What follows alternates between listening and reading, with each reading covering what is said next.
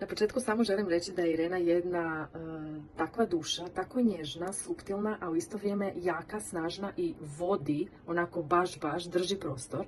Ja recimo Irenu nisam pratila jako dugo, ali sam u par postova uspjela udahnuti dijelić njezine energije i jako sam je osjetila i rekla sam to je to. Ja sam jako zadovoljna zato što je program tako koncipiran da te vodi onako od početka, od one baze do svaki tjedan jedna stepenica više. Neke stvari koje sam do sada doživljavala na određeni način sad nekako doživljavam na drugačiji način. Imam puno tih razgovora mentalnih. Više negdje radim unutra u svom umu i glavi. Sve u svemu jako sam zadovoljna sa programom i sa našom Irenom koja nam baš onako čuva prostor i uvijek je tu za nas i za naše nedoumice, pitanja. Sviđa mi se što ona to tako lijepo objasni da te i dijete od 7 godina razumije šta trebaš napraviti, šta ne trebaš napraviti, kako se zapravo dolazi iz ovog stanja u ono stanje. Šaljem jedno srce.